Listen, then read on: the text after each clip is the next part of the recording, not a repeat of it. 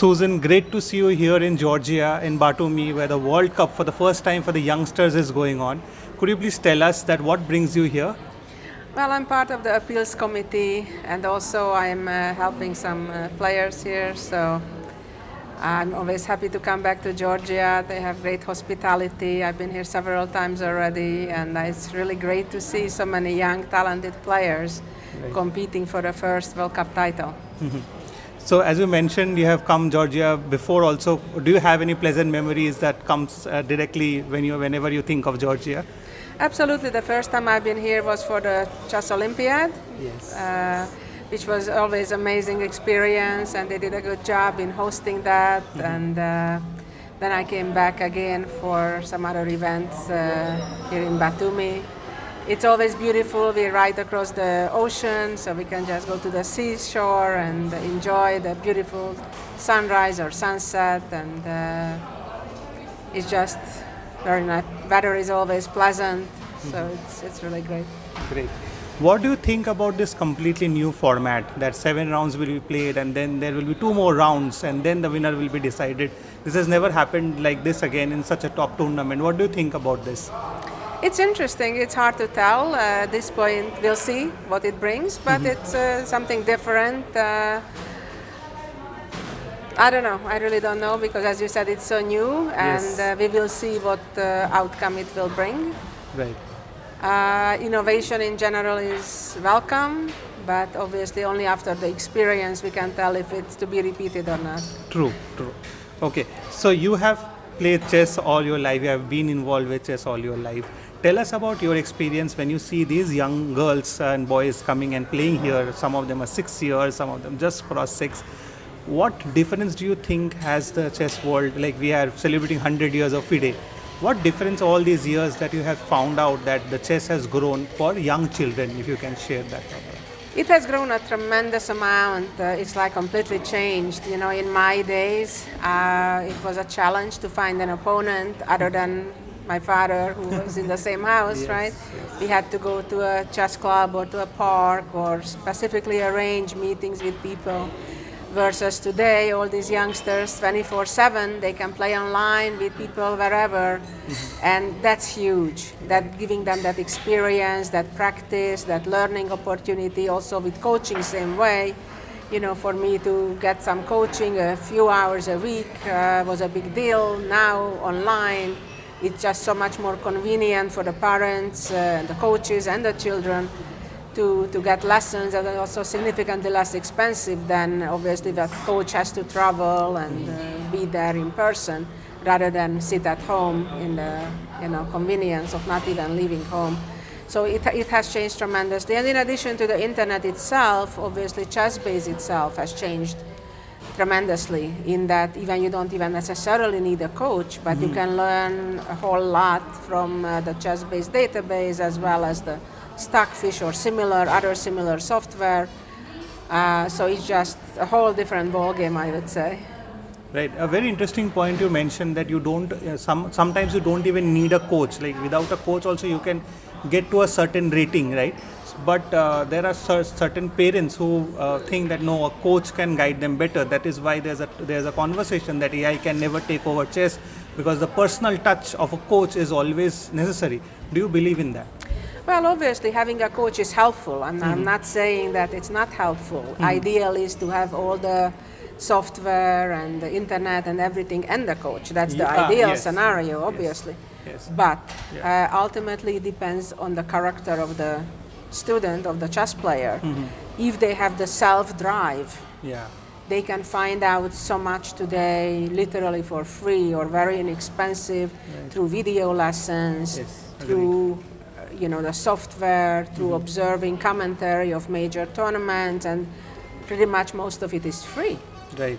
And if the student have that passion for the game and the drive to improve, they actually can do it on themselves better than other kids who are being pushed by the parents and having coaches. Right. So, as I said, the ideal scenario is that the student has the passion, the drive, obviously the technical support, and the coach. That's the ideal scenario. But very few people have that, all of that together. But even if you cannot afford a full-time coach and you only have once a week or every 2 weeks a coach, and have the passion, right, and have the drive to work on your own, actually working on your own, I think is one of the key ingredients, yeah, to becoming a great player. Because even if you have full-time coach, if you don't have that drive, yeah, to work on your own, that curiosity to improve, mm-hmm, it will not be as successful as somebody who has the self-drive and the desire and willingness to work long hours with the help of the engine than somebody who has the coach but doesn't have that part. True, agreed. We all know about your parents and their contribution to all your sister's life. Then you became a player, then you also became a parent, right? So what do you think should be the ideal role of a chess parent? Like if you want to give one advice. Well, I think is to support your child, encourage your child, and look at the big picture. Mm-hmm. Never worry about a particular game or even tournament. Focus on the attitude, yeah, the approach. As long as your child does his or her best, mm-hmm, that's what counts. Mm-hmm. So I think on the other hand, if the child is looking around and pretends to study and all that, that should be dealt with. Yeah. But not the result itself, but the effort being put in. So the focus needs to be on the effort put in and the attitude rather than the immediate result. Yes. And a very nice point that you mentioned, but there are a lot of parents who get frustrated with bad results of their child and they pull them out from chess and thinking that maybe it's not working out. But we all know that it's a long game, as you mentioned, the big picture. How do you think should be the correct approach? Like when is the ideal time to start with chess, or you do think that there is no ideal time? You can start whenever you think is necessary. Well, as you said, I don't think there is a specific age, mm-hmm, but somewhere between the ages of 4 to 6, usually, yes, children are ready, mm-hmm, and it really depends on their own natural curiosity. Mm-hmm. And I think curiosity here is the key, yeah, that they would be interested. And I know during COVID, a lot of kids discovered chess because there were so few options, because most places in the world were kind of locked down, mm-hmm, and there were very few options what kids could do, and all of a sudden they discovered chess. Right. Hence we see all these super talents now, like Faustino Oro or Bodana and many others who literally started chess during COVID because they were locked down, and yes, they discovered a whole amazing world of chess that is like, never-ending new ideas and beautiful things, and it's just very fascinating. So I think that's one of the few upsides of COVID we had. Yes, right. You have written lots of books. You have been an author. You have been a regular columnist. Would you ever think of writing something for parents, like a dedicated column or a dedicated section for parents to guide them? Or do you think that you should also try and educate that part? Because I think that is also necessary. I've been thinking about it, and I've written some articles, mm-hmm, or posts, many of them in the past. But I'm actually thinking to maybe write a book for parents, okay, in the future. I'm working on another book though at the moment. Yeah, we are very interested about that. If you can tell us. My autobiography that will be published by a major publisher in New York. Okay. It's slow process, but the first draft has been already submitted to the publisher. Wow. So it's under editing right now. It will take a while. Within the next year, it will be hopefully available for everybody to read. But it's basically sharing my life story, where I came from, all the challenges I had to overcome, and where I'm going. Amazing. So as you mentioned that you're working on that book. Other than that, you also mentioned that you are mentoring some players. So how does the day of one day of Susan Polgar look like? How do you distribute it? How much do you work? How much do you spend as leisure?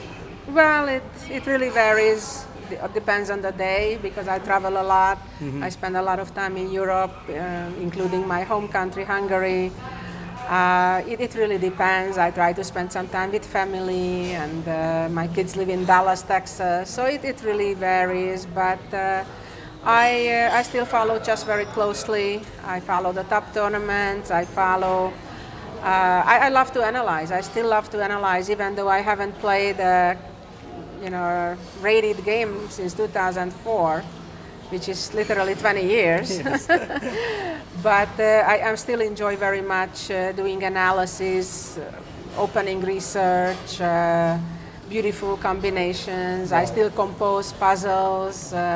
So I still spend quite a significant amount of time around chess, whether advising people, whether for my own curiosity, doing research in chess. Chess has been my life, all my life, for more than half a century. Right, and now chess comes to Budapest, like Olympiad comes to Budapest. What are your thoughts on that, and what can we expect? Well, I'm very happy that the Olympiad comes to Budapest. As anybody who's been to Budapest can testify, it's a beautiful city, perhaps one of the most beautiful cities in the world. And I hope that everybody who will come to visit will have a great time, and I'm positive that it will be well organized. Chess has a huge history and culture in Hungary, so people respect chess players, they respect the game. So I expect it to be one of the great Olympiads. Right. We are already looking forward to it. And before we let you go, you have always been very vocal about the issues players have been facing in chess, especially women. How do you think chess has evolved all these years? Do you think, chess is a safe space for young girls to come and play? Well, it has improved great way, but I had to go through a lot of discrimination, sexual harassment, different issues, and so have most of the women of my generation, and even today, as we read here and there different women or groups of women speaking up, it's still an issue. And part of it is a social problem, part of it is the fact that chess is still such a male-dominated sport. So I think the solution partly is to educate the men. So for all the parents out there, educate your sons how to behave with girls and women. And I think long term that's the only solution. If the boys grow up more respectfully towards women, not just in chess, but in general. So I think it's still a problem. It is still a problem that not everyone tries to address, but there has been many issues in the United States and England and other places that unfortunately women have to endure still today. And all we can do is speak up and hope to deter others of behaving the same way, and for the next generation to raise them in a way that's unacceptable and treat everybody fairly and equally and without trying to take advantage of them.